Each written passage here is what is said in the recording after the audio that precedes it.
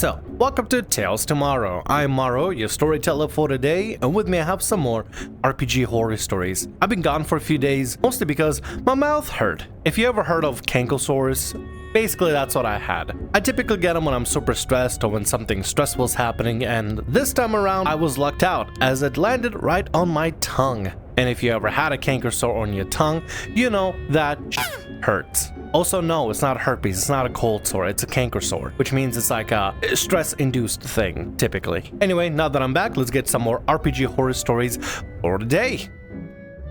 Murder-Hobo party forces my cousin and I to take part in a blood orgy.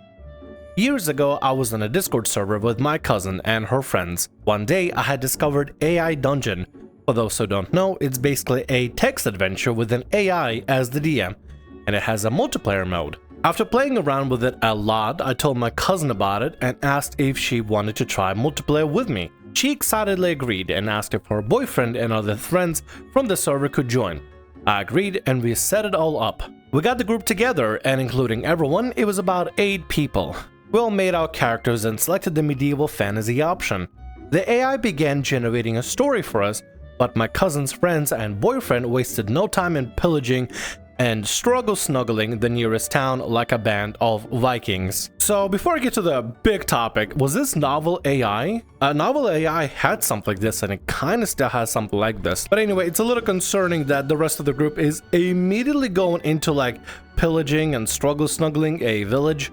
I get it's all fantasy and stuff and it's not real and all that, but it is kind of edgy. 3 edgy, 5 me, bro. The AI couldn't keep up with who was taking part of the carriage and who was a bystander, so it included our characters as well in the destruction of the village. Amused that the AI was trying to keep things going, they decided to push the boundaries of how crude and vile they could get. Sparring some detail, it ended with all of our characters in a disgusting blood orgy that the AI described in vivid detail. I guess we got a solution for problem players that want to play out their sick, twisted fantasies. Don't go to real games. Make AI do it for you. I also think it's kind of funny that the AI is limited. It doesn't recognize who is part of this whole thing, so it just lumps everybody together. Oh, you all together pillage a village, and all of you together start a blood orgy in vivid detail. AI is so limited in this situation, but that's why it's kind of silly. It's like, well, I guess everybody's doing a blood orgy, might as well. AI goes where no person will, because every normal DM would be like, this is messed up. I'm not playing this. Get out of my house. While they were all laughing so hard they couldn't catch their breath, my cousin and I just sat there horribly uncomfortable. Finally, once they caught their breath, I asked if we could refrain from sexual content in the future, as cousin and I are related, so we didn't find any of that crap nearly as funny. Cousin echoed my sentiment and added that she wanted to play a real game where we try and engage with the story to see what happens. Everyone agreed, and we start over. We were all engaging in the story except for one person, my cousin's boyfriend. He just sat there in a bored silence, not engaging in any aspect of the game. Finally, after about 20 minutes go by, he couldn't stand it anymore. While everyone was trying to figure out how to traverse a canyon, he drew his weapon and began another killing and struggle snuggle spree. You know, it says a lot about a person by how they get their kicks. Now, I don't know what you can say about boyfriend, that he's bored when they're actually playing the game, and he's having fun when he's pillaging and looting and struggle snuggling.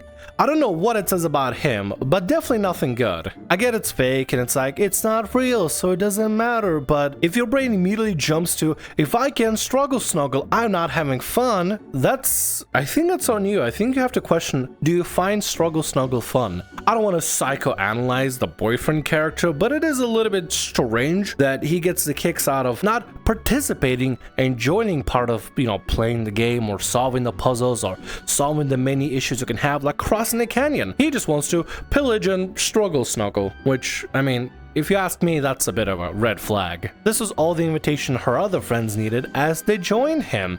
Once again, the AI included our characters, and again, it made us all take part in a blood orgy. It's just kind of funny how quickly the AI went into, alright, the blood orgy begins. AI is so silly. I said that I had enough and left both the game and the call. My cousin was horribly embarrassed and angry at her friends and especially her boyfriend. She later came to me and apologized on their behalf. I told her she had nothing to be sorry for and that it's her friends and boyfriend who could apologize to both of us. She said that some apologized, but it sounded half-hearted, and that the others, including her boyfriend, said she was being too sensitive and it was just a joke. I never bothered to even try to play anything with that group ever again. Luckily, eventually my cousin found out how toxic her friends and boyfriend were and has left them all behind.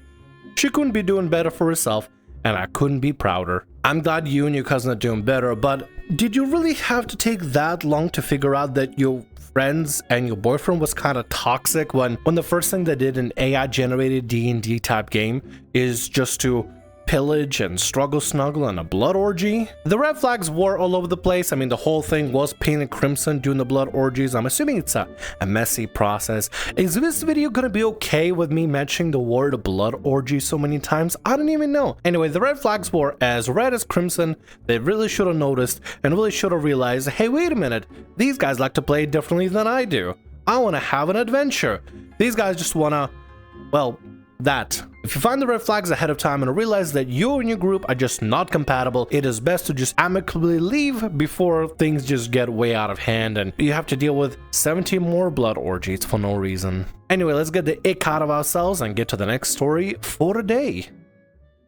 Player abuses party equipment, forces NPC into life debt. Hey guys, my post from yesterday went well, so here's another story. This time I'm a normal PC. This happened about 3 years ago now, so some of the finer details are lost and I paraphrase a lot, but I still remember most of it, and bunches of it are still in our Discord. This is a lengthy one, so buckle up. I don't believe I've read the previous story from this particular poster, so we're going in without any context, which, it should be fine. The characters: Cleric, main character; Dwarf, problem player. So a bunch of players and I play online using Discord and Fantasy Grounds. And one of these games had been going for a few months when Dwarf joined us, and for a bit he was just a normal dude. He took his turns well in combat, was fine to RP with, he had a touch of Garry Stew vibes, hating whenever he looked bad, and had a habit of being kinda short with the other party members, but we played with him for a few weeks with little to no issue. Is that supposed to be a pun with the dwarf being short with other players? I mean, aren't they always short with other players? Sorry. Anyway, in one of these sessions, Cleric came into possession of some spell scrolls that were told could be sold for about 500 gold. Now, that's a decent amount of gold for low-level parties, but I remember the spell being a pretty good one, so we debated on what to do with it. Eventually, the dwarf chimed in and said, "I could make use of this scroll. I'll hold on to it until we need to use it." We let him keep it, and once we got back to town a few sessions later, he started talking with the trader. "I have what you seek, but it's not easy to find. I could give it to you for 150 gold, and that's at a discount." "I don't have your gold, but how about this? I like to gamble." He then rolls a d4, seemingly for no reason, and then says, "I have this valuable scroll here to trade, valued at about 500 gold, and that's at a discount." Wow, way to just like completely take the scroll and sell it, even though the party members were like, "Hey, we should probably keep it." Sometimes having a scroll or a particular item, regardless of its rarity or price, would be a lot more useful in adventure than to be sold, unless the party all decided to sell it together. Then why not just sell it together? I really don't understand this sort of backhanded kind of way of playing, but let's continue. The trader accepted, and the party was understandably upset, with Cleric saying, "Dude, we gave you the scroll because he said you would use it. You decided to trade it for an item worth way less? We could have sold it, gotten your own vial, and brought some potions for the party. What the hell, man?" He just brushed it aside and basically said, "Well, but you did give it to me, and that means I decided how to use it." This seemed minor, but to us was the final straw, as those sessions I skipped between him first getting the scroll and finally trading it are where the real problem was. We were dispatched to investigate some old cave by the beach that Sahagin were coming out of and holding kidnapped locals at. We made our way through the dungeon when the trap of some sort went off and began flooding the whole cavern with water. Thankfully, my druid had brought a scroll of water breathing with them in case something happened. I casted it, selected all the party mates who needed it and the captives, and we escaped. Success! Sigh of relief and celebratory hollers were had when Dwarf begins approaching one of the captives, a woman bard. "I'm Dwarf, and I'm the great hero who risked life and limb to rescue you. For this you owe me a life debt, and I will accompany me to my quest to save the world until death claims us both as my loyal and thankful servant. Sure. Thank you so much for rescuing me. I'd be happy to repay you. If you give me my loot, I can serenade you and your companions. No, I'll hold on to your loot. Now come with me. We'll take more about your debt you owe me. Wow, gee whiz, the great hero wants to have servants now as a form of rescue. Imagine if you just rescued anybody on a road from like some sort of monstrosity and now you say, now you owe me a life debt and you're gonna come with me everywhere, slave. I kind of feel like the DM should have put a kibosh on it and be like, hey, I'm not okay with slaves in my game, so preferably don't take people as indentured servants, please. But we'll see how this plays out. Let's continue. It's quite a chunk of a story. Him and the DM go to private and immediately the call is full of protest. What kind of hero rescues people? Just to force them into servitude as repayment. Also, how are you going to make the bard go without their instrument? She was an actual bard too, was spellcasting and everything, but was meant to help us. Everyone had a sour taste in their mouths. They joined the call again and are wanting to cause problems. We'll just kind of accept it as whatever and try to move on. Worf goes on for future sessions to describe how the bard would make him breakfast in the morning, wash his clothes and armor, and even massage his back for him. Whenever a party member would say anything in protest, he would snarl back with something like, she decided to enter the life debt on her own accord, so now she's holding up her end.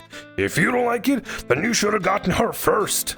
She was made to sleep in the same tent as him too, but it was mostly glossed over. Gotten to them first?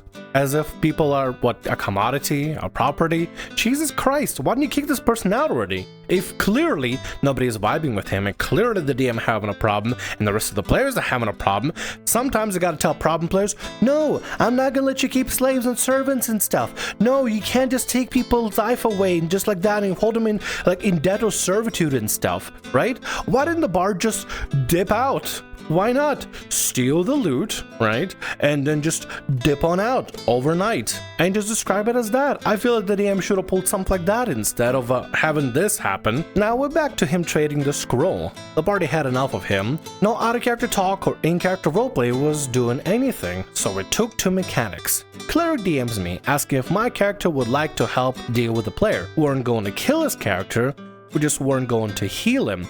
See, Dwarf had a tendency to rush into combat. Would say stuff like, it's fine, if I go down the cleric would just pick me right up, it's cleric's job. The cleric was chaotic evil, was planning on blackmailing him with no healing unless he got his stuff together. The whole party was in on it, including the bard NPC. Wait until combat, goad him into a bad spot, and then let him go down until he agreed to act right. It's worth noting that PvP is openly allowed in all of our games, so we could have just killed him. Yeah, but that's taking problem that's out of game, in game. I mean, I guess it's a problem in game because the character just kind of sucks, but the player's not budging it. It takes it from in-game problem to out-of-game problem. I don't know, man. I don't think this sort of stuff needs to be resolved. If somebody just being a dickhead at the table, just be like, hey, listen, you kind of being a jerk. I would really wish if we'd stop being a jerk. Can you stop being a jerk? Can we find an agreement? I want to have fun, but you're making it really difficult. And the rest of the players, including the DM, are not happy about it. So can we come to some sort of an agreement and continue amicably without any of the nonsense you're pulling? Talk it out of game to get this resolved so y'all can have a good old time in some D&D or TTRPG or whatever you're playing. The session after that, it was time. He rushed into combat, went down like usual, and told Cleric to pick him up like always. She did, but with an ability that essentially did a lot of healing, but prevented HP gain for a bit afterwards.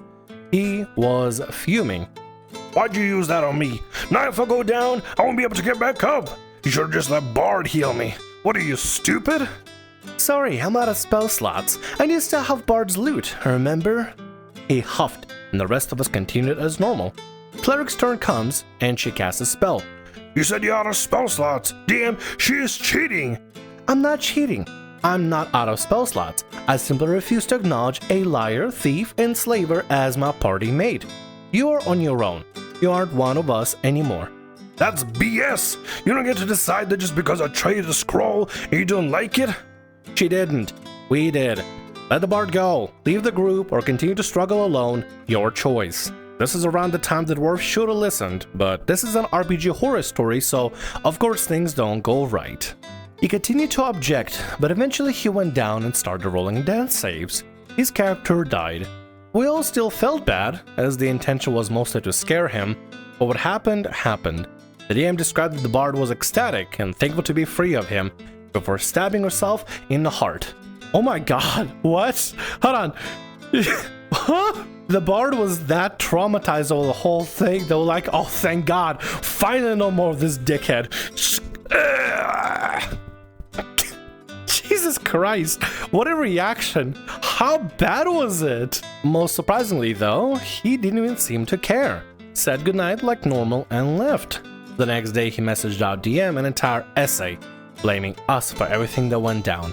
He said that we were bad roleplayers and that we had no reason to go against his character and just disliked him as a player, and we didn't have any idea how to roleplay with a party member that actually makes interesting characters. Interesting characters. Your characters aren't interesting if literally everybody in the party doesn't vibe with them. There's nothing interesting about being a liar, about being a slaver. I mean, there can be something interesting, right? Sure, but it has to be more than surface level. With this dwarf, everything, literally everything, is surface level. Dwarf just wants to have the coolest spell possible, but as soon as it's beneficial for them, they will sell that spell for 500 gold because they can. Instead of communicating with the rest of the party on what they wanted to do and collectively decide things, Dwarf decided, what's best for me? To sell the spell scroll? Oh yes, of course, because that'd be best for me, because I'm the bestest character ever, the most important character ever. And if I ever go down when I'm rushing into a fight, the cleric is gonna get me up because it's their job, or the bard is gonna get me up because it's their job, because I'm the most important character ever all around. And whenever they rescue somebody from perils, they decide, oh, well, now to show me gratitude, you have to worship me and do my laundry and sleep in my tent. And nobody ever actually covered that part. What did he do in the tent? What did he do in the tent? What did he do in that tent? I don't know, man. The dwarf sounds like he's insufferable, not an interesting character. Interestingly annoying, but that's about as far as I'll give him. You remember that arbitrary D4 he rolled before trading in the scroll? Well, apparently he rolled the D4 to determine what he was going to offer as a trade, which might have helped if two of the other items weren't from our party sheets. Shared items of the whole party. It was at this point DM told us that he was having the bard interact in private ways with him, and also informed us he made her sign a magical contract in which she had to serve him to no end, or would be forced to end her own life if he was ever to die. He left the Discord and we never saw him again. Oh, that explains why she stabbed her own heart, and the fact that he didn't react. As an evil BBG, that's kind of interesting, but not as a heroic player that's trying to save people and work with a party and stuff.